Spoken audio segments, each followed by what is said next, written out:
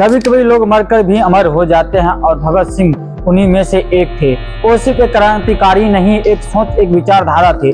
आज आप और हम जो खुलकर बोल पाते हैं उन्हीं नींव उन्हीं ने रखी थी। चलिए जानते हैं उस महान वीर की कहानी जिसने मौत को खेल समझा और फांसी को इज्जत दिया। भगत सिंह का जन्म 28 दिसंबर 1907 को पंजाब के लायलपुर जिले में हुआ था, आज जो पाकिस्तान में है। उनके जन्म के दिन ही उनके पिता और चाचा जेल से रिहा हुए थे। बिहार में जन्म भगत सिंह को देशभक्ति विरासत में मिली थी। 12 साल की उम्र में जब जलियांवाला बाग हत्याकांड हुआ तो भगत सिंह दिन वहां की मिट्टी अपने स्कूल बैग में भरकर ले आया। उसी दिन उन्होंने तय किया कि अब जिंदगी सिर्फ एक मकसद के लिए होगी, आजादी। भगत सिंह ने उन्होंने लाहौर के नेशनल कॉलेज में पढ़ाई की। उनका झुकाव धीरे धीरे गांधी जी के अहिंसात्मक आंदोलन से हटकर क्रांतिकारी रास्तों की ओर हुआ।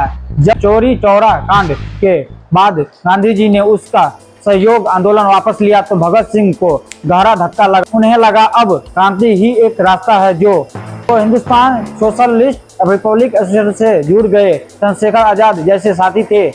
1928 में साइमन कमीशन का विरोध कर रहे लाला लाजपत राय पर लाठीचार्ज हुआ और उनकी मृत्यु हो गई। इसी का बदला लेने के लिए भगत सिंह, राजगुरु और सुखदेव ने पुलिस अफसर सैंडर्स को गोली मार दी। इस प्लान को चंद्रशेखर आजाद ने भी समर्थन दिया था। सैंडर्स की हत्या के बाद भगत सिंह ब्रिटिश पुलिस की निगाह में आ गए और फिर उन्होंने रूप बदलकर कुछ समय भूमिगत जीवन दिया। 8 अप्रैल 1929 दिल्ली की सेंट्रल असेंबली में भगत सिंह और बटुकेश्वर दत्त ने बम फेंका। ये बम किसी को मारने के लिए नहीं था बल्कि आवाज उठाने के लिए था। बम फेंकने के बाद भी भागे नहीं, वही खड़े होकर नारे लगाए, इनकलाब जिंदाबाद, इनकलाब जिंदाबाद। इस घटना के बाद उन्हें गिरफ्तार कर लिया गया और वहीं से शुरू हुई उनकी असली लड़ाई। अंदर से, जेल के भीतर से भगत सिंह को जेल में उन्हें बहुत भेदभाव का सामना करना पड़ा।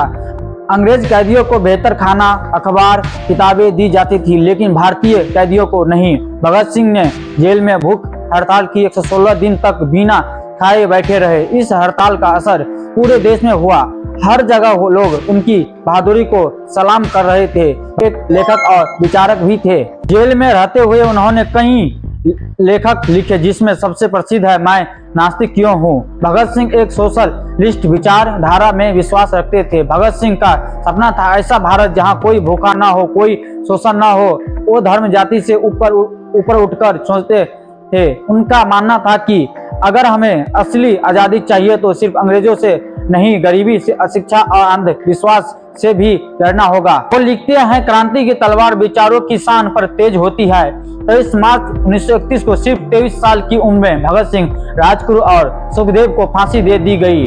उस समय लाखों लोगों की आंखों में आंसू थे लेकिन भगत सिंह मुस्कुरा रहे थे। फांसी से पहले वो लेनिन की किताब पढ़ रहे थे। उनके आखिरी शब्द थे, हमें फांसी का डर नहीं है, हंसते हंसते जाएंगे। उनकी फांसी रात में गुप्त रूप से दी गई और उनके शरीर को चुपचाप जलाया गया ताकि देश में विद्रोह न हो। आज भगत सिंह सिर्फ इतिहास नहीं, हर युवा की प्रेरणा है। उनका नाम आज भी क्रांतिकारी, साहस और बलिदान का प्रतीक है। अगर आप वाकई उन्हें याद करना चाहते हैं तो सिर्फ नारे मत लगाइए, उनकी सोच की अपनाइए, क्योंकि भगत सिंह मरकर भी जिंदा है हर उस दिल में जो इंसाफ चाहता है। अगर आपको ये कहानी प्रेरणादायक हो तो वीडियो को लाइक करें, शेयर करें और चैनल को सब्सक्राइब जरूर करें और कमेंट में जरूर लिखें जय हिंद।